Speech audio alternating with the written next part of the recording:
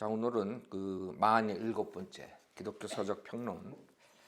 제가 그 박옥수 죄사함의 비밀 그거에 대해서 그 3권까지 있어요. 근데 1권만 했죠. 근데 2권, 3권도 할 필요가 없을 것 같아요. 거의 똑같은 그 만담식으로 자기 마음대로 성경을 풀어가지고 했기 때문에 거의 똑같아요.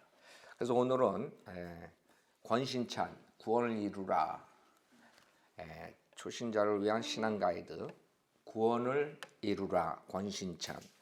사실 권신찬 목사, 권신찬 이 사람이 주류예요. 여러분들 주류 비주류 있잖아요. 구원파 그러면 이 사람을 얘기하는 거예요. 유병헌이 하고 이 사위가 유병헌이에요. 그 세월호 사건이 문제야 유병헌. 이제 세 파 중에 큰 세 파 중에 가장 주류가 권신찬파였어요. 자, 그래서 이 사람이 가리킨 것이 많은 영향을 줬기 때문에 이 사람 책을 보는데 우리가 다 볼 수 없어요. 그래서 구원을 이루라 이 책을 보면서 몇 가지 책을 동시에 중요한 것들만 보겠어요. 하나는 신령한 젖을 사모하라. 그다음에 성경은 사실이다. 그다음에 요한복음을 읽으면서 그다음에 서로 사랑하라. 이 네 책 하고 구원을 이루라 이 책 중심으로 같이 보겠어요. 중요한 것들만. 자, 우선 권신찬 목사는 장로교에서 안수받고 장로교 사역을 했던 사람이에요. 원래 사역을 하다가 아마 네덜란드에서 온 길길수 목사 선교사라는 사람 영향을 받아가지고 그 다음에 이제 디교ք 선교사 이렇게 같이 교제하고 그러면서 이제 성경을 좀 배운 것 같아요. 근데 여러분이 아셔야 되는 그 선교사라는 사람들이 여기서 목사를 하거나 제대로 신학을 배워가지고 간 사람들이 아니에요. 디교하고 내가 직접 통화도 했지만 그 사람은 구원을 받고 어떻게 구원받았는지 그 자세한 것도 뭐 밤새도록 방에서 나왔는데 그 다음날 구원받았다는 게 이렇게 간증하는데 그 사람은 그 다음에 홈레스 사역하다가 레스큐 미션 사역하다가 그 다음에 한국에 가가지고 그렇게 한 거거든요. 그러니까 제대로 신학을 공부한 다음에 뭐 이렇게 한 게 아니란 말이에요. 그냥 그런 사람이 가가지고 가르쳐줬으니 뭘 배웠겠어요. 이제 구원 중심으로 배우는 거예요. 근데 그 구원도 좀 틀리죠. 이 사람들은 깨달아야 된다고 그런 것을 가르쳐요. 이제 보면은 칼빈주의 누룩이라는 걸 여러분이 알 수 있는데, 자 우선 그렇게 해가지고 이제 자기가 구원받고 유병헌이 자기 사위가 됐죠. 자기 딸하고 자기 딸도 디교한테 성경 공부를 배우면서 유병헌이랑 이제 결혼하게 되는데, 자 그래가지고 자기가 장로교에서 이제 쫓겨나죠. 장로교에서 쫓겨나고 그 다음에 이제 극동방송을 해가지고 많이 인기를 끌었어요. 그때 많이 사람들이 속았어요. 극동방송에 거기에 많이 들어갔던 거예요. 그러다가 극동방송에서 근데 탕명환 알죠? 그 이단 연구했던 사람, 그 사람이 결국에는 대성교회 조사하다가 조사보다도 거기에 밝힐래다가 돈을 먹고 그 사람 돈을 먹고 돈 안 주면 밝히고 이런 타입이라고 그래가지고 죽었지. 누구한테? 그 대성교회 목사 박 누구죠? 우리 박 형제님이 다녔던 청년부 회장이었었잖아요. 거기서 박 형제님. 그 사람 운전사한테 결국엔 죽음 당했죠. 그 탕명한 그 아들이 요새 뭐라고 소장이라고 또 요새 아들이 하죠. 하여간 그 사람 때문에 극동방송을 간두고 그 다음부터 이제 뭐 돌아다니면서 하고 이런 스토리가 있어요. 자, 그게 권신찬 목사예요. 권신찬. 서문 그랬어요. 서문에서 우선 우리가 좀 볼 수 있는 게 이 사람은 영혼을 구원받는 것, 그 다음에 빌립보서 2장에 나오는 이제 구원을 이루라, work out salvation 그건 생활 구원이다 이렇게 얘기를 해요. 사람이 구원을 받았다고 말할 때에는 영혼이 구원을 받았음을 의미하는 것이요. 그렇죠? 혼이 구원받고 우리는 영이 거듭났다고 이렇게 얘기하는데 이 사람은 영혼이 구원받았음을 의미하는 것이요. 구원을 이루라고 할 때는 이미 영혼의 구원을 받은 사람이 경험하고 살아야 할 생활 구원을 의미하는 것이다. 뭐 그냥 구원받고 나서 생활하면서 이렇게 열심히 살아라 이런 뜻에서 받아들이면 it's okay. 그러니까 워크가 우리가 말하는 것은 워킹, 하나님은 우리 안에서 역사하시는 그것을 우리가 구원받은 사람은 워크아웃하라. 이제 그게 바른 해석이에요. 빌립보서 2장. 그렇게 얘기를 하면 되는데 이 사람이 이제 생활구원이라 했을 때 문제가 생기는데 그럼 만약에 생활하다가 바로 못 살으면 구원이 이루어지지 않는다. 이렇게 될 수가 있단 말이에요. 무슨 말인지 알죠? 이걸 생활구원이라고 그래 버리면. 그래서 그게 문제가 있는 거예요. 그러면 영혼은 구원받았지만 생활에서 구원을 받을 수가 없냐? 근데 이 사람들은 생활에서 받을 수가 없단 말을 안 하죠. 왜? 칼빈주의 사상이 있으니까 구원받은 사람은 당연히 생활 구원이 이루어진다. 이런 식으로 이제 빠진다고. 그러니까 여러분들이 그 교리 이 사람 누구를 알면은 왜 이렇게 가르치는가 알 수 있죠. 구원은 먼저 영혼이 구원받는 것이며 그 다음에는 생활이 구원을 받고, 그렇죠? 이게 문제라고. 생활이 개판이면 어떡할 거야? 육신적으로 살면 구원받고 나서. 그럼 해답이 없는 거예요. 해답이 없다고. 그 워치만 네가 혼의 구원받고 난 다음에 또 혼의 구원, 혼의 파쇄를 외치고 혼을 죄를 지면 안 돼. 뭐 이런 아이디어 거의 비슷비슷하죠. 워치만야하고 그 지방교회랑 구원파랑은 사춘간이에요. 사춘간. 구원파가 처음에 그 기독교를 받아들였을 때 워치만 니 거랑 같이 보면서 이렇게 한 거예요. 왜? 교재가 없으니까. 워치만 니는 교재가 많았죠. 내가 봤을 땐 그래요. 그 사람들이 얘기는 안 하지만 그 사람들이 책들이 없단 말이에요. 기독교에 와가지고 무슨 책을 많이 우리처럼 닥터라고만 조직 신학서부터 다 가져온 게 아니잖아. 그 사람은 신학자가 아니니까.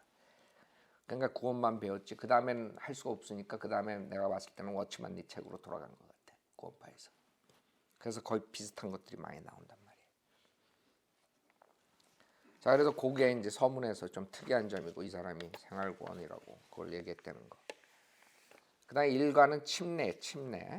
침례에서 뭐 침례야 다 아는 거니까. 근데 여기서 이제 이 사람이 주장하는 건 이중 구원 해가지고 아까 말한 그 영혼 구원, 그다음에 생활 구원.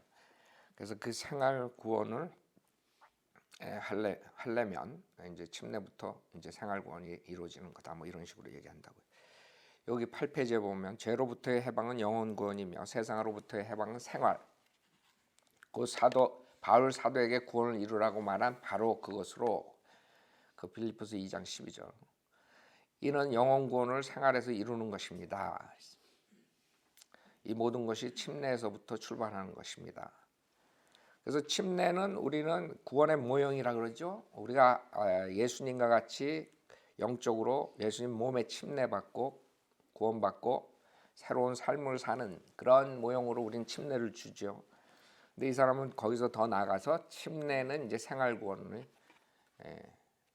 시작이고 침례를 해야 된다. 이런 아이디어죠.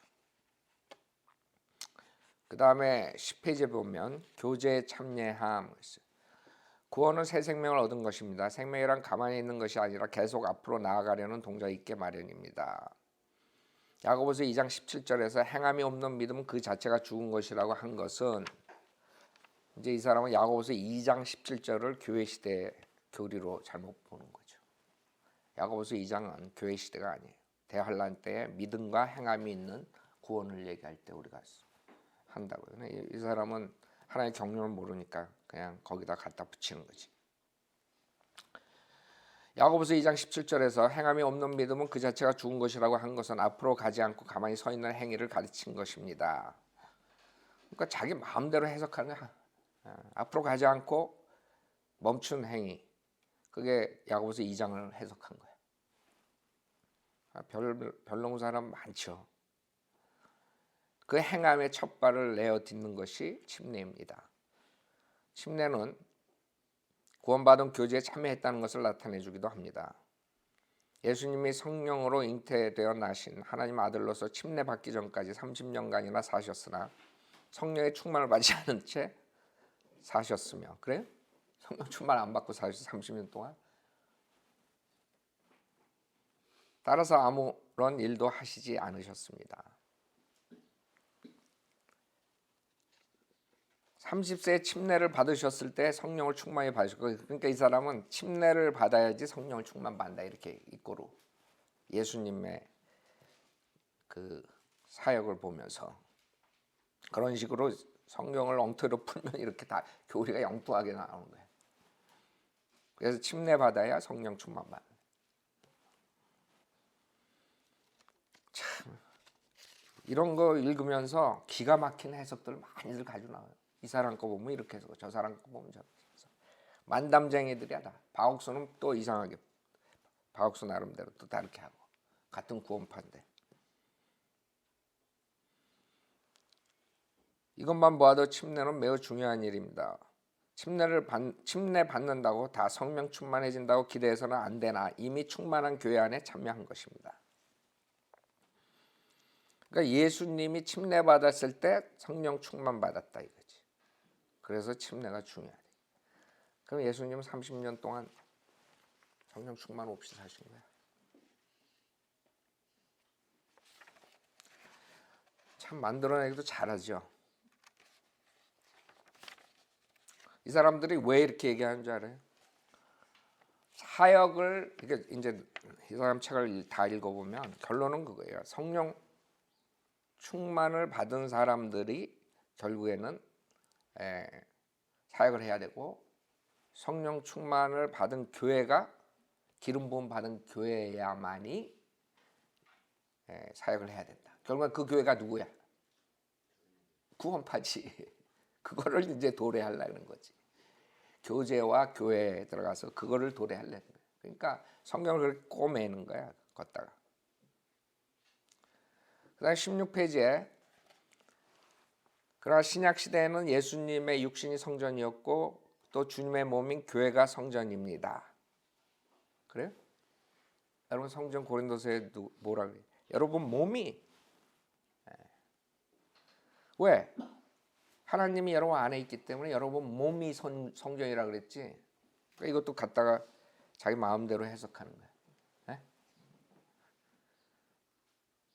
그렇게 되면 어떻게 되는 줄 알아요? 개개인의 몸이 성전이기 때문에 우리가 개개인들이 조심해야 되는데, 육신을, 그쵸? 성전을 더럽히면 안 되잖아. 이 사람은 이 교회가 성전이기 때문에 결국에는 어떻게 된 거예요? 교회에 완전히 그 권위를 두고, 당연히 교회에 권위가 있지만 그 이상의 것을 가져 나오려는 거예요. 즉 세월호 사건을 가져 나오는 거지. 교회에다 다 갖다 바치고 교회에다 다 하고 교회가 완전히 저거지. 그래서 세월호가 나오는 거예요. 이런 교리. 응? 주님의 몸인 교회가 성전입니다. 알아요? 이렇게 바꿔버리는 거야. 성경에서는 여러분이, 개개인의 여러분의 몸이 성전이라고 그랬어. 여러분 몸 안에 하나님이 계시기 때문에. 이렇게 교리를 모르고 책을 쓰면 이렇게 나오는 거예요. 결국에 이 사람의 주장이 뭘로 돌아가냐면 그 구원파 교회가 그렇게 중요하다 이거지. 그 교회만이 기름을 부음을 받을 거, 그 교회만이 성전이고 그 교회에다가 다 갖다 바쳐라 이거지. 그럼 결론 끝나는 거예요. 그래서 세월호가 나온 거예요. 여러분 그렇게 잘못 가르치면 열매가 세월호로 되는 거예요. 비즈니스가 되는 거고, 그렇죠? 이것도 요한 1서 2장 27절, 이것도 마찬가지야. 주께 받은 바 기름 부음이 너희 안에 거하나니 아무도 너희를 가르칠 필요 없고 오직 그의 기름 부음이 모든 것을 너희에게 가르치며라고 했습니다. 여기서 기름 부음을 받은 사람들이 누구예요? 구원받은 자 아니야. 우리는 그렇게 성경을 보잖아. 얘는 그렇게 안 보는 거야. 이 사람들은 기름 부음 받은 누구? 자기 교회. 자기 교회.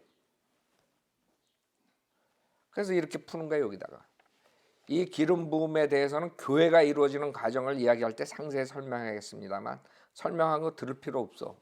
결국엔 지네 교회가 기름 부음 교회고 진짜 교회이기 때문에 다른 교회는 교회를 하면 안 된다. 삼각지에 나와라. 결국은 그거야. 기름 부음이 있음으로써 교회가 세워지고 그 기름 부음, 곧 성령의 은사가 말씀을 가르치는 것입니다. 교회에 맡겨진 말씀을 성령께서 깨닫게 하셔서 자라게 하시는 양식이 되게 하시는 것입니다. 그러면 젖은 무엇이며 어떻게 먹는 것인가? 그렇게 되는 거예요. 즉 구원파 교회에서 말씀을 가르쳐야 돼. 다른 데서는 양식을 받아 먹을 수가 없는 거야. 지금 여러분들 이 아무것도 아닌 것 같죠? 왜 저 김 목사는 이렇게 끄집어내나? 조금 틀린 거 가지고. 그 조금 틀린 게 나중에는 세월호가 나온다니까. 그 다음에 살인한 그 자살한 그런 구원파 열매가 나온다. 그게 뭐예요? 그건 무슨 사건이야? 여러 명이 자살하고 그랬잖아. 공장에서. 그런 사건들이 나오는 거예요. 그게 다 열매라고.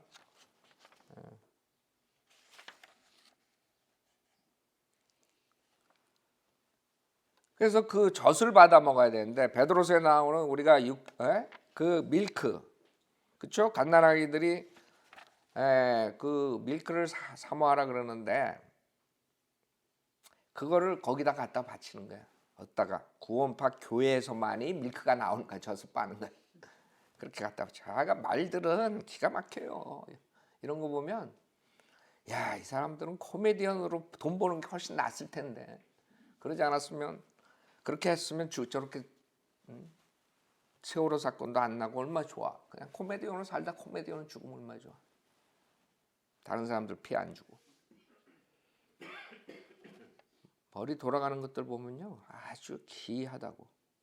18장 하나님의 아버지가 계시는가 하면 하나님의 성령이 계시는 교회는 곧 어머니입니다. 그래서 결국에는 자기 교회 구원파 교회가 어머니야. 거기서 젖이 나오는 거야. 알았죠? 어디로 돌아가나? 뺑글뺑글 돌아가지고 결국에는 구원파로 돌아가는 거야. 그 어머니에게서 신령한 젖이 나옵니다. 앞에서 말한 대로 교회는 하나님의 말씀이 맡겨진 곳이므로 어린아이에게 가장 초보적인 말씀도 공급이 되어 깨닫게 되고 그리스도인으로 성장을 해갈 수 있는 먹을 것도 공급됩니다. 여자라고 해서 다 젖을 내는 것은 아닙니다. 반드시 아이를 낳았을 때 그 젖을 가슴에서 젖이 나는 것입니다. 이런 IQ 가지고 왜 사업을 해가지고 왜 사람들 목사가 돼가지고 수많은 사람들 망가뜨려. 만단가래니까 박옥수도 그렇고요. 권희찬이도 그렇고. 이 글 쓴 거 보면 이와 같이 교회라고는 하지만 새 생명을 탄생시키는 구원받는 역사도 없는 곳에서 젖이 나오겠습니까? 구원의 역사와 참 교제의 역사가 없는 곳에서는 참된 젖이나 양식이 나올 수 없습니다. 어떤 사람은 구원받고 나서 즉시 구원받은 성도의 교제를 떠나기 때문에 고아가 되어 믿음이 죽어버리게 되는데 이러한 사람들은 영원한 천국에는 겨우 가게 될지 모르나 그리스도인의 참된 삶을 살지는 못하기 때문에 많은 것을 잃게 되는 것입니다. 우리 앞에는 상도 있고 왕노릇도 있고 많은 복을 받을 기업도 있는데 모두 잃게 되는 것입니다. 참 희한하죠. 이렇게 자기 교회에 교제를 안 하는 사람들은 다 결국에는 이제 구원을 받았으니까 못 받았다 그럴 수는 없잖아. 떠나는 사람들 이제 못 받아 떠나면 구원 못 받. 원래 구원 못 받은 사람 이런 말 많이 하죠 구원파에서. 근데 하여간 여기서는 결국에는 교제 안 하면 믿음이 죽어버리고 다 잃어버린다. 천국은 갈지 모르지만 여기는 이렇게 썼다고. 그러나 이 사람 교리를 보면 구원파 교리는 그게 아니에요. 성령이 들어와서 구원받은 사람들은 죄를 짓지 않는다는 아이디어. 성령에 따라서 살 수 있다. 자동으로. 그걸 가르치는 사람이고. 그러니까 이 사람들 책을 읽어보면 그 제대로 된 사람들은 이 머리가 아픈 거야. 그러니까 이거 읽고 머리가 안 아픈 사람들은 조금 정신이 조금 나간 사람들. 비정상인 사람들이. 왜 모순이 나오니까. 우리 앞에는 상도 있고 왕노릇도 있고 많은 복을 받을 기업도 있는데 모두 잃게 되는 것입니다. 잘 봐요. 그러므로 성도의 교제 속에서만 젖이 나옵니다. 알아요? 지금 뭘 얘기하자면 지금 여기 초보자들 초신자를 위한 신앙 가이드 해가지고 구원을 이루라는 이 책 요만한 책에 요거 얼마 안 돼. 요게 엄청난 이단 교리들이 있는 거야. 그 몇 과목 안 돼. 이게 과목이 처음에 침례 1과 2가 교제, 3가 기도, 4가 교회, 5가 우리의 걸어온 길 이렇게 요것밖에 안 돼. 그러니까 여기서 지금 두 번째 교제에 대한 건데 결국에는 이 교제 속에서 구원파 교제 속에서만 젖이 나오는 거야. 베드로서를 실행하려면 그 구원파 기름 부음 받은 구원파 교회의 교제에서만 해야지만이 젖이 나오는 거야. 구원파 다녀도 교제 안 하면 젖이 안 나와. 지금 그거예요. 지금 핵심이. 예. 그래서 제가 이 책을 기독교서적 평론을 하는 거야. 지금 전화 온 사람 중에 기독교서적 평론을 굉장히 좋게 많이 도움 받는 걸로 이렇게 해가지고 하는 사람들이 있더라고요. 그러니까 이거를 내가 이렇게 하기 때문에 그 사람들이 깨닫는 거예요. 이런 책들을 보고 있었던 사람들이 그 당시에 자기가 본인이 읽었을 때는 그냥 읽었을 거라고. 그래서 우리가 이걸 다 밝혀야 돼. 뭐라 그랬나? 삶과 기도, 주님과의 대화, 기도에서 뭐라 그랬나 봐요. 구원파는 실질적으로 어느 파가 더 그런지 모르지만 기도에 대해서 무용론을 가리키는 거나 마찬가지. 그렇죠? 기도 필요 없는 거예요. 회개 필요 없고 자백 필요 없고 기도 필요 없는 걸로 유명하죠. 자, 물론 형식적으로 하는 기도를 비판한 거는 it's okay. 그거는 뭐 당연히 비판해야 돼요. 근데 거길 지나가지고 실질적으로 기도가 영적 전쟁에서 가장 중요한 것 중에 하나인데 그걸 없애버리려고 시도를 하는 거예요. 21페이지에 기도하는 생활에 대해 제 경험을 한 가지를 이야기해 드리겠습니다. 기도부터 하지 말고 먼저 성경부터 읽으십시오. 그래? 그것도 새로운 거네. 성경부터 읽다가 내 마음에 감동을 주는 어떤 말씀이 있거든 그 말씀을 붙들고 기도를 하는 것입니다. 그래? 이 사람의 공식은 기도부터 하는 게 아니야. 구원받고 나서 성경부터 읽고 그것도 성경에 읽다가 감동해 주는 그것만 가지고 붙들고 기도를 해야 돼. 그래? 난 무엇이든지 기도할 수 있다고 성경에서 봤는데 이것이 기도가 되는 것입니다. 그래서 기도에서 이 사람이 가르치는 게 이상하게 가르치죠.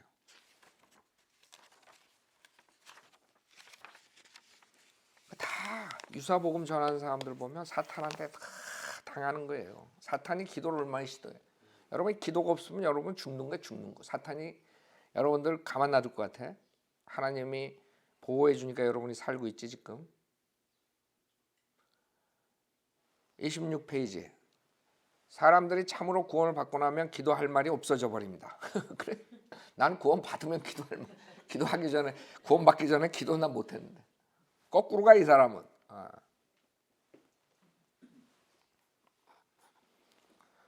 자기의 이제 경험을 여기다 얘기를 했는데 기도받기 전에는 저도 기도 많이 했습니다. 구원받기 전에는 저도 기도 많이 했습니다. 어떻게 한 줄 아십니까? 기도를 2시간씩 했습니다. 어떤 때는 저희 개인적인 문제부터 시작해서 내 가족 문제를 기도하고 또 온 세계 문제까지 한 바퀴 돕니다. 한 바퀴 돌면 2시간이나 3시간이 걸립니다. 나중에 구원을 받고 보니까 전부 연불이었습니다. 물론 중언부하고 막 그냥 계속 리피트하고 뭐 이런 거는 하나님께서 경고한 거죠. 근데 기도는 모든 것 자기가 할 수 있는 것이에요. 나중에 구원을 받고 보니까 전부 연불이었습니다. 기도는 하나님과의 대화이기 때문에 성경을 읽다가 마음에 잡히는 것이 있으면 그 말씀을 통해서 하나님과 대화하는 것입니다. 그래? 그러니까 이 사람의 기도는 이거예요. 정의는 말씀을 읽다가 그 말씀을 통해서 하나님과 대화하는 거예요. 그 말씀이 있어야 돼. 그 말씀 없으면 기도 못해.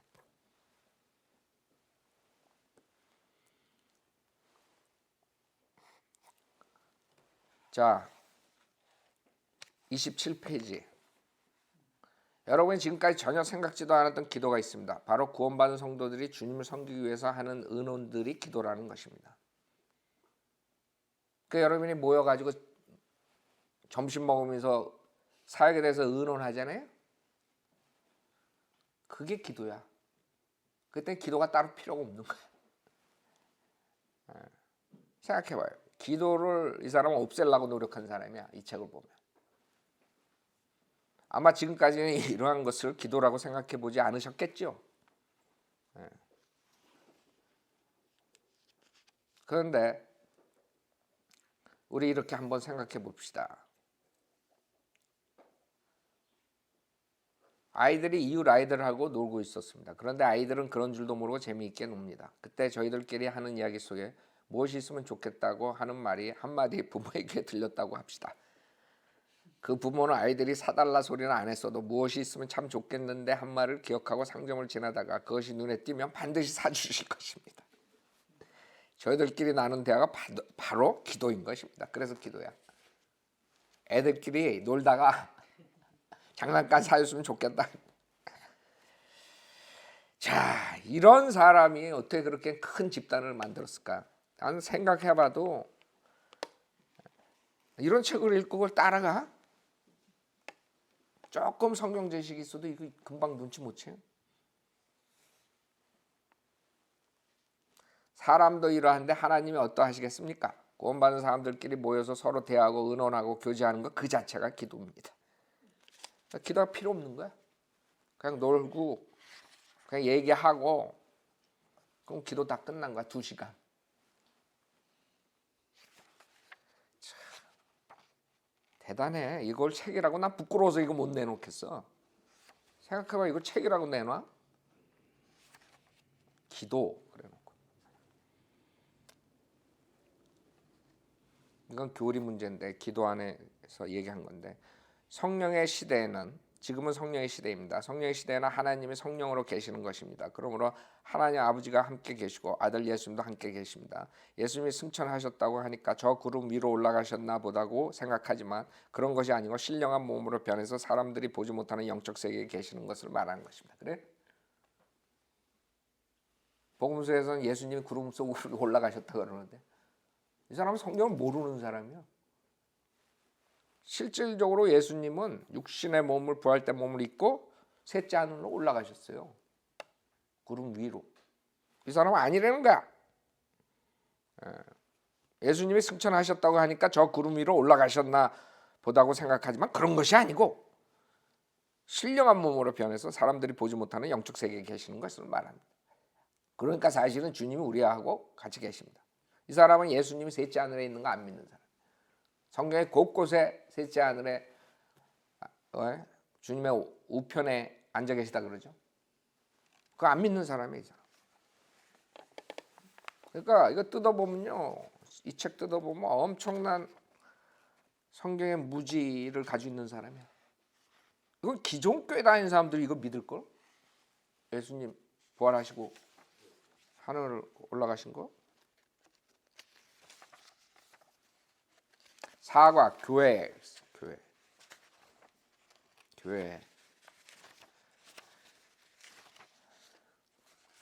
교회에서 중요한 게 이 사람은 성령이 이제 역사하셔가지고 교회가 이루어져야 된다 그러는데 결국에는 자기네 교회만이 성령의 역사로 하는 교회이기 때문에 그 교회에 나와야 된다, 교제해야 된다 이걸 주장하는 거예요.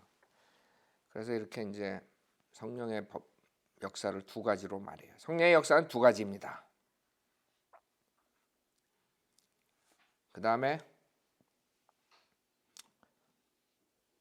45페이지 구원받은 후에도 성령의 기름 부음이 있는 후에라야 어떤 일을 하게 합니다. 그래서 이 사람은 구원받을 때 성령 받는 거, 구원받을 때 성령이 오는 거 그 한 가지가 있고 또 한 가지는 뭐예요? 구원받은 후에도 성령의 기름 부음이 있는 후에야 어떤 일을 하게 됩니다. 이걸 말하는 거야. 그 말하는 의도를 알겠죠? 구원받은 사람들도 성령이 오지만 그거 가지고는 안 된다 이거지. 즉 기름 부음, 성령의 기름 부음이 있어야 되는데 그게 자기네들이라 이걸 말하기 위해서 2가지 성령의 역사를 얘기하는 거예요. 그래서 예수님이 이 침례받을 때 성령의 비둘기처럼 내려왔던 그걸 가지고 그렇게 예수님이 침례받을 때 성령 충만 받았기 때문에 우리도 마찬가지다. 구원받을 때 성령 받는 한 가지가 있고 그 다음에 기름 부음 받는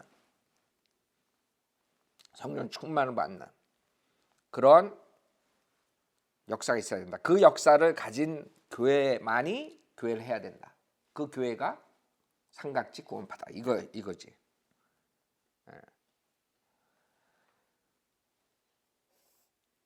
교회도 마찬가지입니다. 교회도 확실히 구원받은 사람들이 모여도 그것 가지고는 하나님이 나타나지 않습니다. 그것 가지고는 진짜 교회가 되질 않아요. 일하는 성령이 임해야 됩니다. 그래놓고 이용하는 구절이 사도행전 8장에 사마리아 구원받았을 때 나중에 성령을 주기 위해서 사도들이 사마리아 가죠. 그 이유는 사도행전의 전환기 시대에 그 사도들이 권능을 가지고 사마리아인은 혼혈아들이에요. 그렇기 때문에 하나님께서 사도들을 통해서 성령을 그룹적으로 사마리아인들에게 주는 그 모습을 가지고 거 봐라. 성령은 2번 받아야 되는 거야. 믿었을 때 받는 거라. 그 다음에 안수했을 때 받는 거. 이렇게 나와.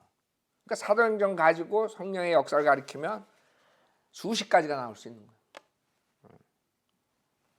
그게 문제가 되는 거예요. 그래서 성령의 역사, 기름 부음을 주장하는 이유는 자기 구원파 교회만이 교회를 해야 된다. 그게 교회의 지금 챕터 4에 나오는 주요한 것이에요. 그 다음에 서로 돕는 삶 53페이지.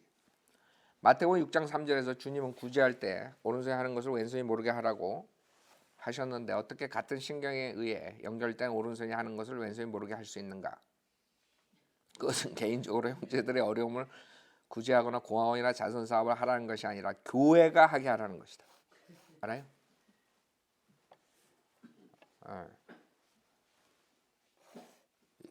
이 사람이 주장하는 것은 그 구원파 교회 거기에다가 다 갖다 바치면 된다. 이걸 주장하고 있어요. 근데 그건 좋아. 교회 사역을 위해서 교회에서 헌금을 내고 교회에서 사역을 하는 거 그거는 좋은데 문제는 마태복음 6장 3절을 갖다가 거기다 꿰 맞추면 안 되지. 구제할 때 오른손에 하는 걸 왼손이 모르게 하라는 게 그걸 왜 거기다 갖다 바쳐? 그것은 여러분들이 남을 도울 때 이렇게 자기가 드러내려고 도우지 말라는 그런 뜻이지 이게 무슨 뭐 신경에 의해 연결된 손이 뭐 어쩌고 저쩌고 하여간에 이 사람들 난 하여간 2손 다 들어야 돼 이런 사람들하고 교제하려면. 결론은 뭐야? 결론은 자기 교회에다 다 갖다 바쳐라 이거지. 개인이 개인을 도우면 주인과 종의 관계같이 되어버려 교제가 막히기 쉬우며 말은 잘해. 말은 잘해. 또 오순절 때와 같이 계속적으로 통용을 하거나 자기 재물을 팔아서 돕는다면 돕는 자도 나중에는 망하게 될 것입니다. 그러니까 이게 책이야.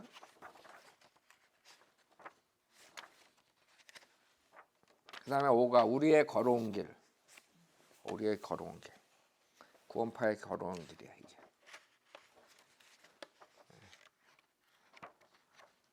(1961년 11월 18일) 제가 구원을 받았습니다. 그전에는 이제 장로교 목사였었어요. 그 다음에 이제 장로교에서 쫓겨난 거 썼고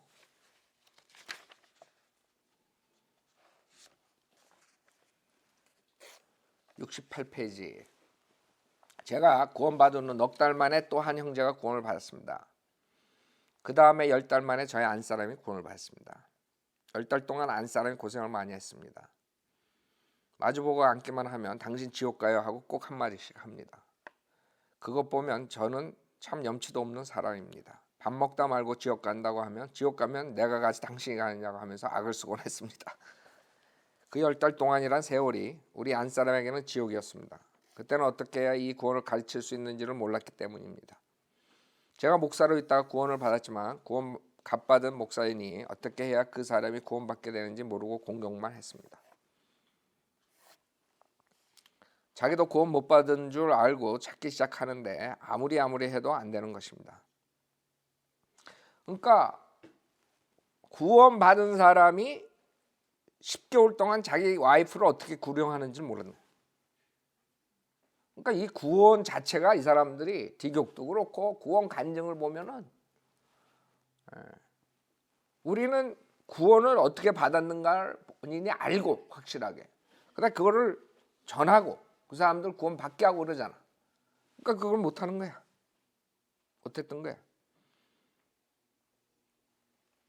자기도 구원 못 받은 줄 알고 찾기 시작하는데 아무리 해도 안 되는 것입니다. 제가 옆에서 보았는데 고생 많이 했습니다. 사람이 다른 일로 그렇게 고생한다면 아마 자살했을 것입니다. 그러나 자살을 하면 지옥 갈 것이니 자살은 할 수 없고 심히 고민하는 것을 보았습니다. 여기서 이 사람들이 두 가지가 있는데 하나는 자살하면 지옥 간다 이렇게 생각할 수도 있어요. 이 사람들. 여러분 자살 죄가 지옥을 보내는 게 아니야. 예수 그래서 안 믿는 죄가 지옥 보내는 거지.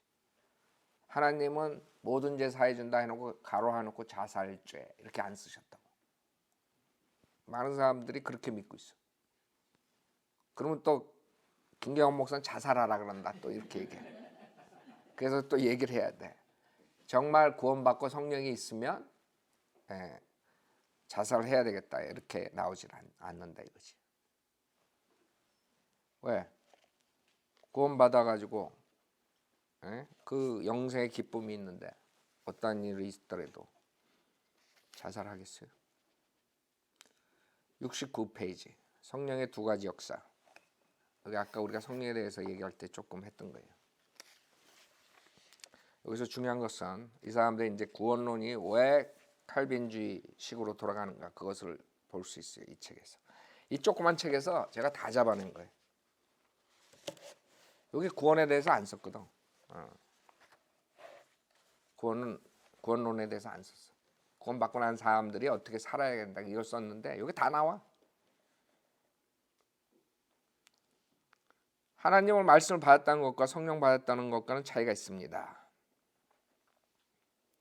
사도행전 8장 그 사마리아 그걸 예를 들면서 하나님의 말씀을 받고 그리고 예수의 이름으로 침례를 받았습니다. 그런데 아직 성령을 안 받았다고 했는데 그런 의미에서는 여러분들도 마찬가지입니다. 그래서 아까 사도행전 8장에 사마리아인들이 그 빌립이 전한 말씀 믿고 침례까지 받았는데 성령을 안 받았잖아요. 그걸 얘기하는 게 지금. 그래서 사마리아인들이 나중에 사도가 가서 안수함에 성령을 받죠. 그걸 가지고 지금 얘기합니다. 그러나 그거는 한 번 있었던 거예요. 사마리아인들이 그룹적으로 처음 구원받을 때 하나님께서 표적으로 보여준 거지. 성령 받는 장면을. 그렇게 성령 받는 장면들이 그룹적으로 4번 나와요. 사도행전에. 그 외에는 그 다음부터는 그렇게 구원받을 때마다 그런 식으로 해야지 성령이 임하는 게 아니란 말이에요. 근데 이 사람들은 그렇게 믿는 거야. 가서 믿고 그 다음에 안수를 해야 돼. 성령 침례 볼 때.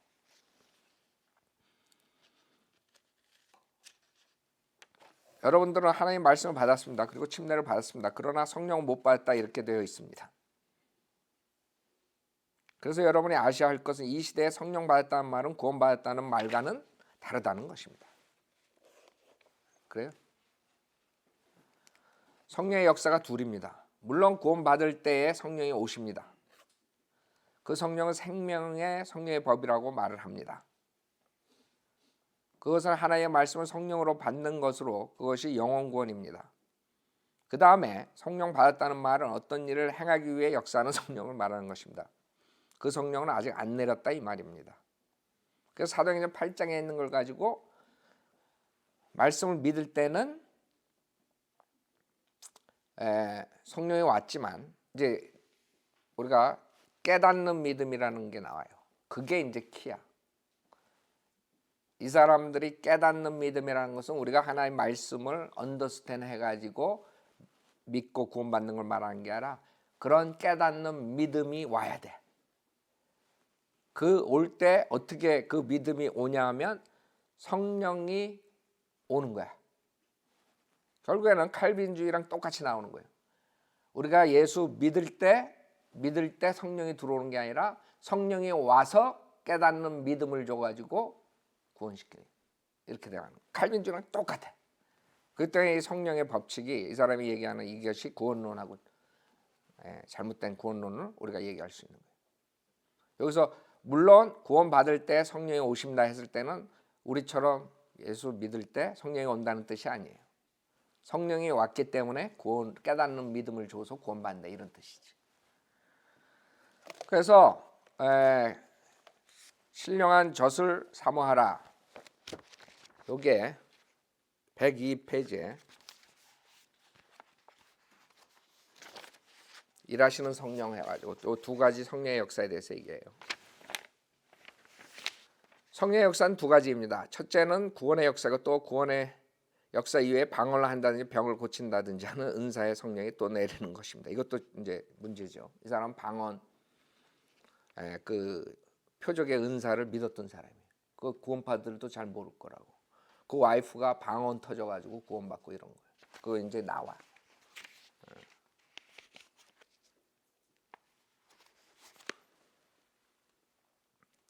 살아가면 나중에 천당 가겠지. 여기 뭐라 그러냐면 말씀이 성령으로 깨달아졌다는 말은 지금까지 모르던 말씀. 자, 봐요. 말씀이 성령으로 깨달아졌다, 이렇게 얘기를 해요. 여러분이 하나님의 말씀을, 설교를 들을 때, 하나님의 복음을 들을 때 찔림을 받고 여러분이 그 말을 믿으면 구원받는 거예요. 이 사람은 말씀이 성령으로 깨달아졌단 말, 지금까지 모르던 말씀, 혹 어떤 사람들은 교회를 다니면서 소경에 그냥 이렇게 살아가면 나중에 천당 가겠지 하고 살다가 내 죄가 완전히 용서됐구나 하는 것을 깨달을 때에 마음에 양심의 해방이 오고 자유가 오고 감사하게 되는 것입니다.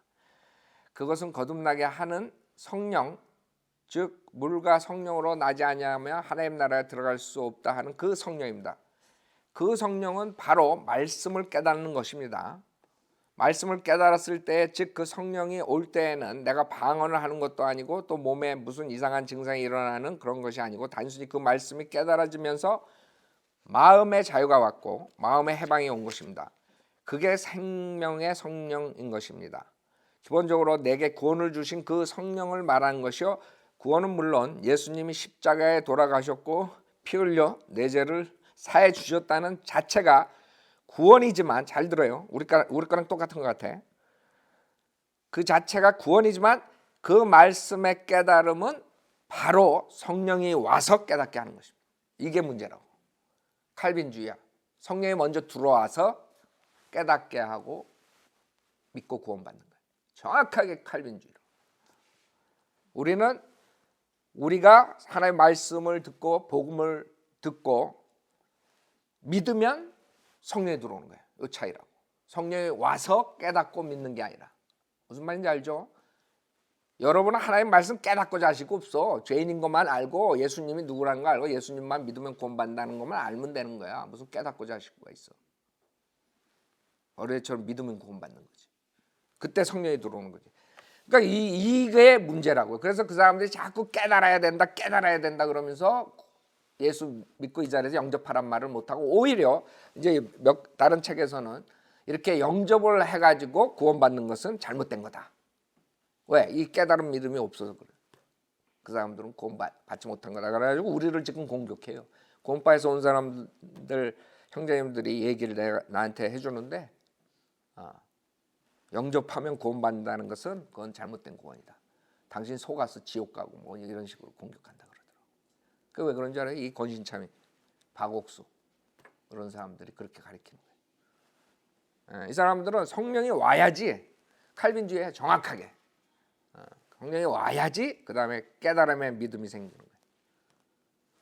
깨달음의 믿음. 그걸 계시의 믿음이라, 그걸 내가 나중에 얘기를 할 텐데, 갈라디아 3장에 그 믿음이 계시될 때까지 이렇게 킹제임 성경 썼는데, 개역 성경은 변개된 성경은 계시될 믿음 이렇게 됐다고. 그래서 그 계시될 믿음을 가져야 된다 이게. 그게 깨달음의 믿음이야. 이렇게 여러분 성경 변개된 거 가지고 공부하면 저렇게 엉터리가 나오는 거야. 그래서 주님께서는 신약의 그 믿음에 대해서 얘기하는 거죠. 예수님의 믿음을 함으로써 하나님의 의를 갖는 그 믿음이 계시됐다 이렇게 갈라디아서 3장에 써 있는데 이 사람들은 그 깨달음의 믿음, 즉 계시될 믿음 그렇게 변개시켰어 개역성경. 계시될 믿음으로. 킹제임 성경은 믿음이 계시된다 이렇게 했는데. 그래가지고 이 사람은 계시될 믿음을 계시된 믿음으로 또 거기서 또 변개 또 시켜. 그래가지고 책에다가는 계시된 믿음을 가져야지 그게 깨달은 믿음이다 이렇게 나오는 거지. 무슨 말인지 알죠? 이거 아주 이게 중요해요. 시간상 내가 자세히 못하는데 자 다시 읽을게요. 구원은 물론 예수님이 십자가에 돌아가셨고 피 흘려 내 죄를 사해 주셨다는 자체가 구원이지만 그 말씀의 깨달음은 바로 성령이 와서 깨닫게 하는 것입니다. 그러니까 성령이 들어와야 돼 먼저. 칼빈주의 우리 5대 강령 공부할 때 저항할 수 없는 은혜 때문에 성령을 넣어주고 그 다음에 회개하게 하고 믿게 한다는 거랑 똑같지. 그러니까 이 사람은 디교칸테 엉터리로 배운 것뿐만 아니라 자기가 칼빈주의 장로교 목사 신학을 칼빈주의 대학 나왔으니까 장로교 신학 나왔으니까 거기에다가 해가지고 지 걸로 만들어 버린 거야 이렇게 변개된 성경 플러스 해가지고. 알아요? 그게 성령의 역사야. 그 다음에 여기 30페이지를 보면 신령한 젖을 사모하라. 30페이지에 깨닫는 믿음 잘 봐요. 내가 이거 같은 연결되니까 간단하게 빨리 나가겠어요. 깨닫는 믿음 이걸 가져야 돼. 그래서 여러분 구원파에서 깨달아야 된다. 그게 그냥 장난이 아니라고. 이 사람들은 그렇게 믿어. 자, 믿음이 오기 전에 우리가 율법 아래 맺힌바되고 계시될 믿음의 때까지 갇혔느라. 계시될 믿음의 때까지 갇혀 있느라. 이 구절 가지고 이 사람들 깨달은 믿음을 얘기합니다. 자, 갈라디아서 3장 보세요. 중요하니까 보겠습니다. 이게 변개된 거예요. 변개시켜 가지고 개역 성경은 계시될 믿음이라고 나왔어.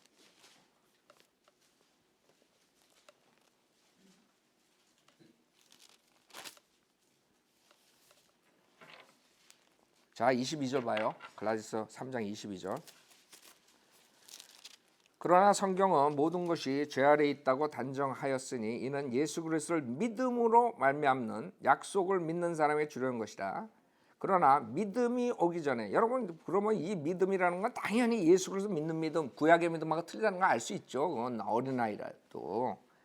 믿음이 오기 전에 우리는 율법 아래에서 감시를 받았으며 나중에 믿음이 계시될 때까지 갇혀 있습니다. 이러면 문제가 없어. 그 믿음, 즉 예수 그리스도 믿는 믿음으로 하나님의 의를 갖는 그 믿음을 지금 말하는 거잖아요. 여기서는. 근데 변결시켜가지고 뭐라고 변개된 성경을 하냐면 믿음이 오기 전에 우리가 율법 아래 매인 바 되고 계시될 믿음의 때까지 갇혔느니라.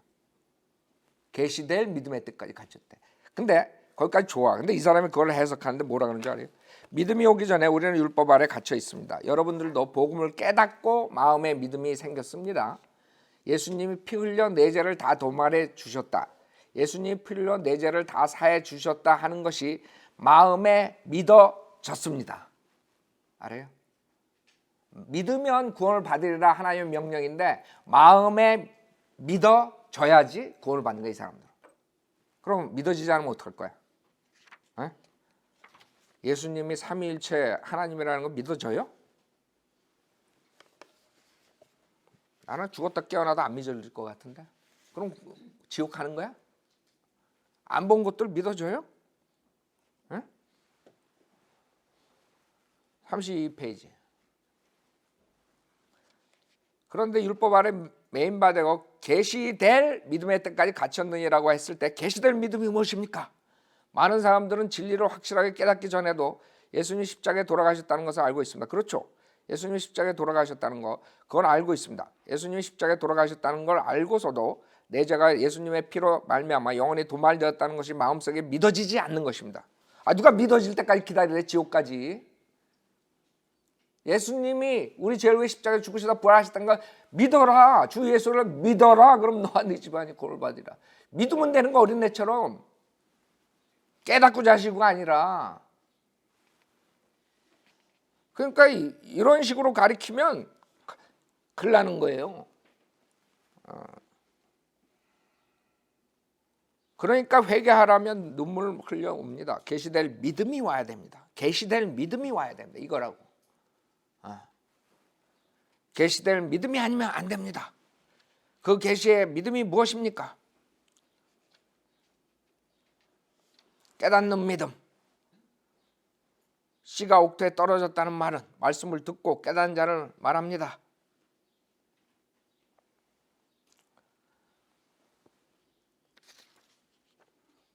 그때 하나님의 사랑을 깨닫습니다. 이런 것이 계시의 믿음입니다. 계시의 믿음이란 말은 깨닫는 믿음인데 믿으려고 해서가 아니고 믿어져 버리는 것입니다. 믿어져 버려. 성경에 어디 있어 그게? 여러분이 왜 지옥 가요? 안 믿으니까 지옥 가지. 여러분이 의지로 거절하니까 무슨 믿어주고 자시고가 있어. 그러면 하나님의 문제지. 내가 복음을 듣고도 내 의지로 거절했기 때문에 지옥 가는 거지. 믿어지지 않아. 믿어져야. 아니 어떻게 성경에 있는 게 믿어져요? 그래서 하나님 믿으라 그러는 거지. 하나님 말씀 믿어라 이거야. 믿어져라. 믿어질 때까지 기다려라. 이러면 안 했다고. 이게 지금 아주 중요한 거예요. 여기에서 키가 오늘 가장 중요한 게 지금 마지막 때 한 거예요. 이 사람들이 왜 깨달아야 구원받는다. 그게 여기에 나오는 거야. 요게 이 사람들이 우리처럼 깨달아야 그러면 언더스탠딩이 아니란 말이야. 여러분이 복음을 언더스탠딩하고 내가 그걸 믿었다 이게 아니라고. 깨달은 믿음이 와야 된다. 그 변개된 갈라디아서 보고 계시될 믿음 이걸 가지고 자기가 또 바꿔가자 계시된 믿음이 왔다 이거지. 계시된 믿음이 왔다. 그래야지만 깨닫는다 이거야. 이 사람은. 답답하죠. 자 봐요. 이왕 하는 거 시간이 됐지만 이거 하나 더 해야 되겠어. 연결된 거기 때문에. 이거는 성경은 사실이다. 권신찬. 82페이지. 12절에 보면 영접하는 자 곧 그 이름을 믿는 자들에게는 하나님의 자녀가 되는 권세를 주었다라고 되어 있는데 짚고 넘어가야 할 문제가 하나 있습니다. 일반적으로 영접 구원이라는 것이 있는데 그 영접 구원은 굉장히 위험한 것입니다. 이래서 그 구원파들이 그러는 거야. 아직도 거기서 못 빠져나오는 거야. 우리 거 엄청 준다고 지금 형제님들이 구원파에서 오는 형제들이 계속 유튜브 카톡으로 다 보내는데 계속 욕하고 안 오는 거야. 이 책 가지고 이거 붙들고 있는 거야. 일반적으로 영접 구원이라는 것이 있는데 그 영접 구원은 굉장히 위험한 것입니다. 내가 주님을 영접하겠습니다 라고 결심만 하면 그게 구원이 된다고 믿는 그것은 굉장히 위험한 것입니다. 알아요? 굉장히 위험한 짓 한 거야. 사람이 자기의 결심으로 영접해도 영접이 안 됩니다. 그래? 하나님 말씀 뭐야? 하나님 말씀은 믿으면 영접하는 거라 그랬는데 내가 주님을 영접하겠습니다 라고 결정하고 결심하면 주님이 내 마음속에 오시느냐. 천만의 말씀입니다. 아주 소설을 써놨어. 그렇기 때문에 갈라디아 3장에 보면 계시의 믿음이라고 되어 있습니다. 이거 봐요. 변개된 성경. 갈라디아 3장. 계시의 믿음이야? 믿음이 계시될 때까지 우리가 율법 아래 있었다 그랬지. 무슨 소리야. 그렇기 때문에 갈라디아 3장에 보면 계시의 믿음이라고 되어 있습니다. 이 진리를 깨달을 때 오는 믿음이 있습니다. 그 믿음이 있을 때 영접이 되어버리는 것이에요. 여러분이 영접하는 게 아니라 영접이 되어버리는 거야. 알았죠? 성령에 의해서 내 마음속에 주님이 모셔지는 것입니다. 모시는 것이 아니야. 모셔지는 거야. 그것이 바로 구원이 이루어지는 믿음입니다. 위험한 것은 내가 주님을 믿기로 결심합니다 해도 그 결심으로 주님이 마음에 모셔지지 않는다는 점입니다. 말씀을 깨달을 때 주님이 마음에 모셔지는 것입니다. 그걸 계시의 믿음이라 말하는 거예요. 알았어요? 지금 우리나라에도 믿기로 결심하면 자연히 구원이 된다, 영접이 된다, 그렇게 믿는 사람이 많습니다. 다시 말하지만 그것은 굉장히 위험한 것입니다. 이걸로 끝나겠습니다. 여러분들이 왜 그 사람들이 영접 기도를 반박하느냐 하면 이 사람들은 우리가 믿어서 구원받는다는 것을 용납할 수가 없는 거야.